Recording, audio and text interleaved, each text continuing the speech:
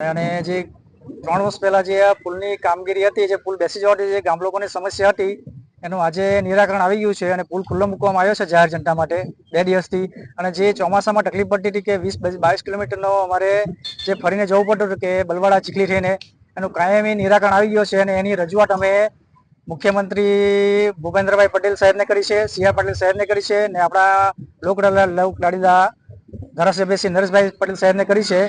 એ લોકોના પગલે આજે જાહેર જનતા માટે જે પુલ ખુલ્લો મૂકવામાં આવે છે અને ઉંડાચ ગામ અને આજુબાજુના જે 20-22 ગ્રામ પંચાયતને જે તકલીફ પડતી હતી આવવા જવામાં ચોમાસા માટે, એનું કાયમી નિરાકરણ આવી ગયું છે. એ બદલ હું ખૂબ ખૂબ આભાર માનું છું. 3 વર્ષથી પુલનું જે કામકાજ ચાલી રહ્યું હતું તેમાં અત્યારે પુલ જ્યારે ખુલ્લો મૂક્યો અને તે ખુલ્લો મૂક્યા બાદ ગામને જે લાભ થયો એમાં 20-22 કિલોમીટર ચક્રાવટો અને એ બાબતે ગામ લોકોને હવે ખૂબ જે ચક્રાવટો એના માટે ગામ લોકો ખૂબ ખુશ છે અને હવે પછી ગામ લોકોને પણ આ પુલ ખુલ્લો મૂકવાથી ઘણો ફાયદો થશે.